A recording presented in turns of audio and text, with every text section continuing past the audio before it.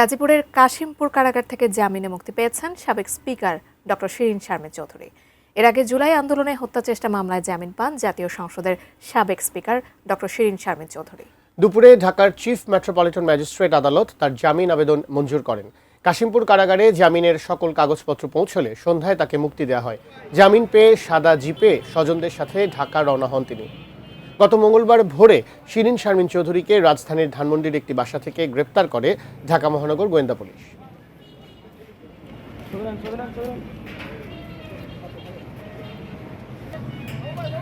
ভাই একটু ছাড় দেন ভাই, ছাড় দেন, আপনি সামনে আসুন।